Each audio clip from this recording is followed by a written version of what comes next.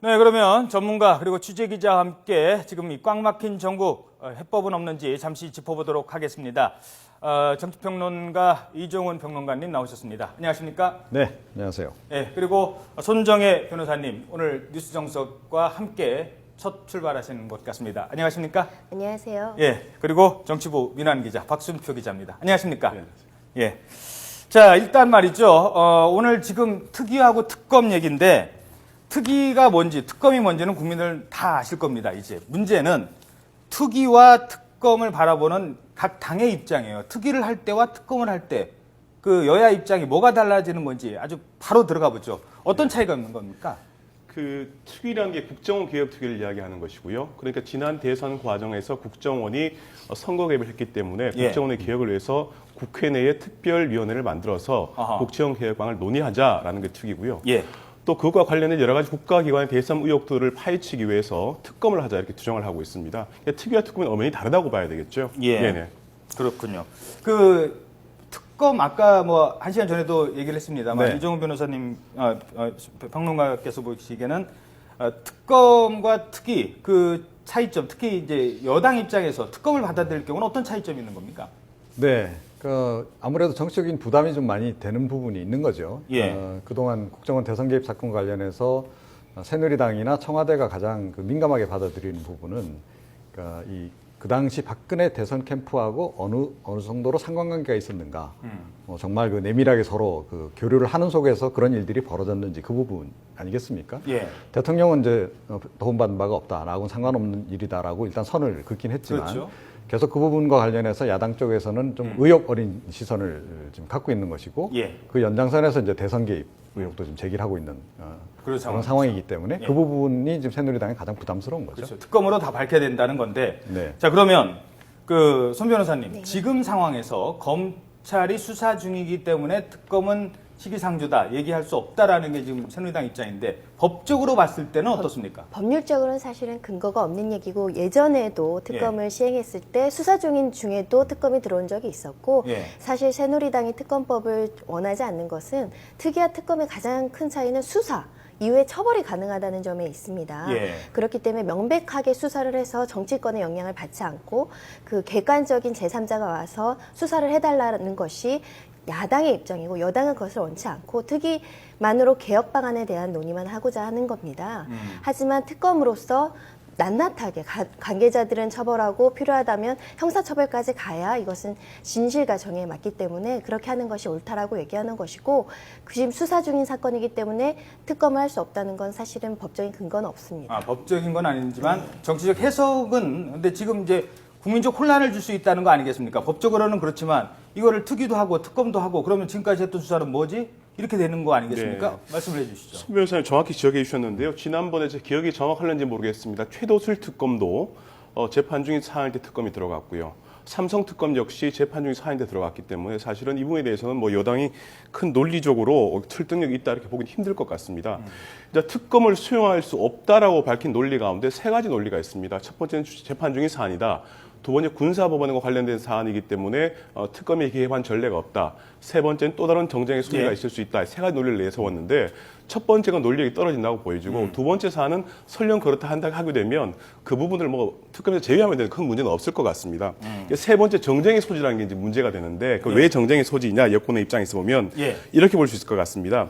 이 특검의 특성상 사실은 그 확정되지 않은 기소 단계 이전의 사안들이 언론에 유포되는 경우가 상당히 많았습니다. 아하. 이런 기소 단계가 들어가서는 그 내용이 빠진다 하더라도 특검이라는 것이 사실은 그 일관된 조직이 아니기 때문에 특검보가 새로 들어오고 또 특검보 사무실대 분들이 들어오기 때문에 그분들이 언론의 과잉체 때문에 사실 누구 하나 소환된 단계에서도 마치 그 범죄 혐의가 특정된 것처럼 언론에 보도된 경우가 굉장히 많았습니다. 예. 이런 경우들이 결국 여권의 부담이라는 게 있고요. 두 번째는 이 부분이 아시다시피 정권의 정통성 문제와 맞닿아 있다는 겁니까? 예. 또 세 번째는 이 특검을 하게 되면 아마 특검의 결과가 지방선거 한두 달 전에 나올 가능성이 상당히 높습니다. 예. 여권의 입장이 부담이라는 거죠. 그렇죠. 네. 자, 그러면 이종훈 평론가님께 질문 드리겠습니다. 특검하면 됩니까? 특검하면 다 해결되나요? 다 해결 안 되죠. 근데 왜 특검을 하자고 하는지. 과거에도 이제 특검 많이 했지만 사실은 예. 충분히 다 규명을 못 하지 않았습니까? 예.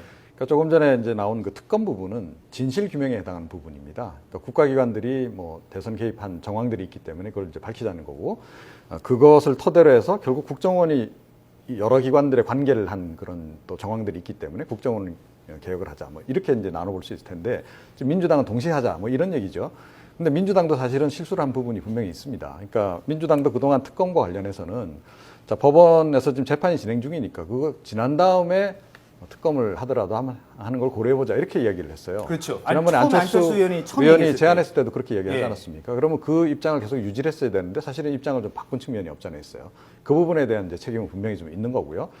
그러나 어찌됐건 국민적으로 이 사건은 굉장히 의혹이 많이 제기가 돼 있고, 또 검찰 수사 단계에서도 그랬고, 지금 이제 오히려 지금 재판 진행 과정에서 드러난 여러 사실들이 새로운 것들이 많아요. 예. 그래서 그 부분은 좀 그 국민적 차원에서도 사실은 그 알 권리가 있는 거기 때문에 그 권리를 충족시켜주는 차원에서도 저는 특검을 하는 것이 좀 옳다, 이렇게 생각을 합니다. 손 변호사께서는 어떻게 보십니까? 이 특검하면 풀릴 가능성이 높나요? 아니면 문제만 더 커질까요? 사실 특검 자체가 우리가 과거의 경험을 보면 뭐 100% 만족할 만한 성과가 있었던 적은 없었던 것 같습니다. 다 부족하고 실망하는 부분들이 있었는데, 지금 가장 국민들은 진실이 뭘까를 정말 궁금해하고 있는데, 지금의 검찰을 믿지 못하는 부분이 있습니다. 그렇기 때문에 개괄적으로 다시 한번 보자라는 국민적인 열망을 정치권에서 무시할 수는 없는 것 같고, 조금 더 나은 조직 안에서 조사를 한 번 더 해보시는 것이 국민들을 설득하는데 진실이 뭐가 됐든 필요하지 않을까 하는 생각이 듭니다. 예. 그 관련해서 제가 좀 말씀드리고 싶은 예. 건 이겁니다. 그러니까 대통령께서 도움받은 바 없다라고 분명히 말씀을 하셨지 않습니까? 자, 그렇다면 그 이명박 정부에서 자체적으로 그런 일들을 벌였다는 거 아니겠어요? 그러면 선을 긋는 차원에서라도 사실은 특검 뭐 야당이 주장하면 받아들여서 더 명쾌하게 정리를 하고 가는 편이 더 낫지 않나, 이런 생각은 개인적으로 많이 예, 하죠. 알겠습니다. 자, 이번에는 또 민주당 입장에 대해서 얘기를 해보죠.